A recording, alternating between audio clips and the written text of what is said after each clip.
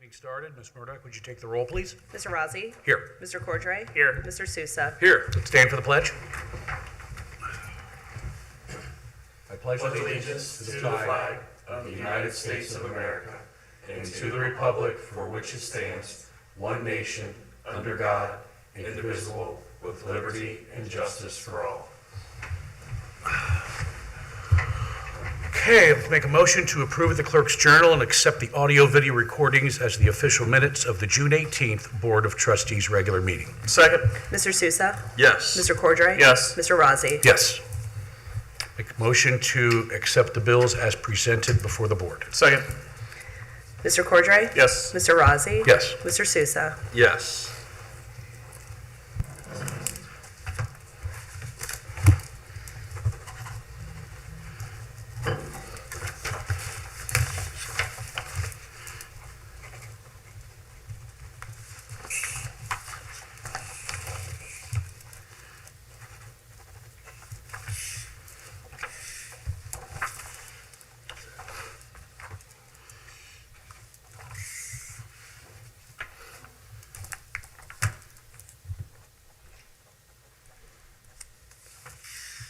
All right, this brings us to our first public comments. To open the floor to public comments, 9:02.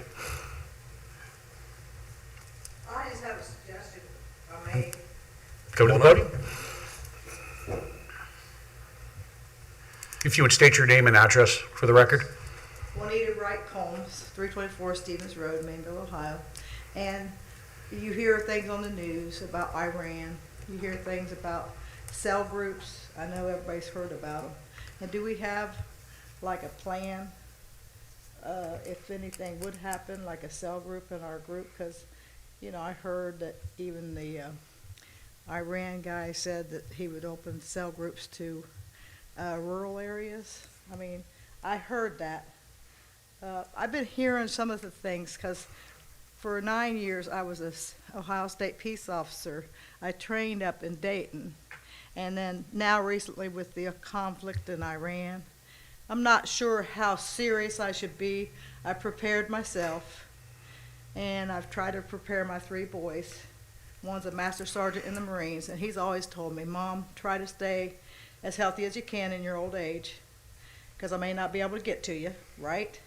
Because he's in St. Louis as a master sergeant in the Marines.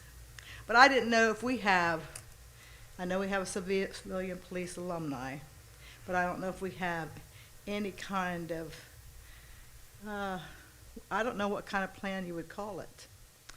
Chief, we want to let you, I mean, I'm sure you've had some high-level conversations with local partners and agencies, but Yeah. anything you can add? I mean, I think as far as the residents go, you know, we would always tell you just remain vigilant, you know, watch your surroundings, be prepared, not paranoid. I can tell you that there is conversations happening between the federal, state, and local partners, but we're certainly not going to disclose publicly what the plans are, but I'm confident as the police chief that if anything was to happen here, that we would be prepared to deal with it accordingly. Well, okay, I'd like to hear that. I like to hear that it's a part of a conversation. And a lot of people don't talk about it because it's scary, but you know what?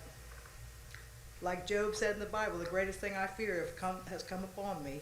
And so just not to be complacent. I mean, you can't be complacent. Okay, well, I just wanted to know if there was any conversation. Now that I know that there is, I feel a lot more better. We have some- Thank you, Scott. Thank you, guys. There's some federal law partners that are residents of the township I know Chief communicates with regularly, and the only thing I would add publicly that I don't think Chief would mind is the township does provide multiple of our officers are members of the county's tactical response unit as well. And I mean, I met a couple of them. yeah, Yeah. I think we would be well served if something happens here locally. I would have all the faith in the I feel really world. comfortable about our police Yeah. department. You know, I attended that class and I really did feel comfortable. But I still had to ask if we were addressing what's happening. You know, you hear it on the news, and you know, I know a lot of it's hype, but I know some things could be real. So, thank you so much. Thank Thank you. you. Okay, at this time, I will close the floor to public comments. Brings us to new business. Basically, we have one resolution and a motion, pretty standard, unfit vehicles. Any questions, guys? I do not. Nope. All right, with that, I'll make a motion to approve Resolution 25-0701A, a resolution authorizing private sale of unneeded and unfit for use property in the police department. Second. Mr. Cordray? Yes. Mr. Sousa? Yes. Mr. Rozzi? Yes. Next, we have a motion concerning a parks assessment plan. Nicole, you want to give us a quick description? Sure. So today we are requesting approval to proceed with the Parks Assessment Plan for Hamilton Township. The purpose of this assessment is to give us a comprehensive review of all township amenities, including playground structures, trails, courts, athletic fields, and all general infrastructure. The final product will include photos, narrative findings, concept visuals, and cost estimates that will help guide our future planning. This matters because it will help us prioritize capital projects based on actual data. We'll be able to compete more effectively for grant funding. We'll be able to respond confidently to resident requests, and we'll be able to invest wisely in improvements that enhance our community life. So Kleinger's group is the group that we're requesting to approve the proposal from. The lead on the project is a township resident, and Mr. Wright, our administrator, has worked with Kleinger's group on multiple projects in previous jurisdictions and has been very successful. So today we're requesting you approve the motion before you. Very good. Mark, any questions? I have one question, and it's not necessarily super related to the proposal. The inclusion of Munitions Park, I know we always refer to it as a park, but with the vast acreage we have in other true parks and Munitions limitations and location, residents will occasionally, what's this Munitions Park? And we know really it's only a park in Sure. name. What could, does it really even need to be included?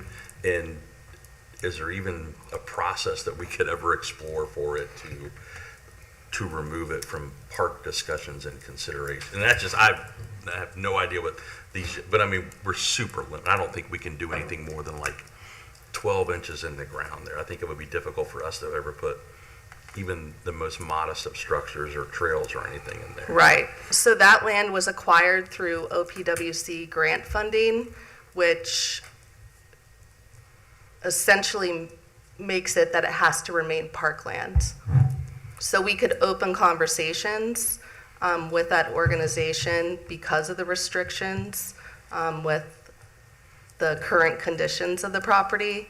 But as it remains today, it's in the deed restrictions that it has to remain parkland. I guess my thinking would just be, I'm assuming it's probably a very nominal impact to the cost of this proposal, but like for future considerations or proposals, when we know realistically it's not something that for probably decades that we would ever consider improving, that we just, Right. And that may come up in our conversations with Kleinger's, that they may have recommendations, they may have dealt with other jurisdictions that have similar property, so maybe they'll have some suggestions. Right. It could very well just end up being a passive park Yeah. that we just maybe there's just very little as far as, maybe there's just some signage or something like that. We likely won't do much. I know it's kind of in a nice area right there along the, it's in a nice Miami. nature area, but Right. accessing it and what it's near would be, Right. inconvenient. Right. Yeah. And then, to my knowledge, we've never done one of these, a formal assessment study. Not of to our my park. knowledge. I've dug through some items in storage. Previously, there's a few master plans and stuff, but this will give us a very good comprehensive look at all of the parks together.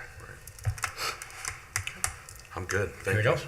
Nope, I think it's a great idea. I think it's good that we kind of get an assessment, kind of get a game plan going forward with our parks. Yeah, minimum for where we make capital improvements or the likelihood down the road of ever, getting public input on a park levy and future planning, it's definitely needed. Very good.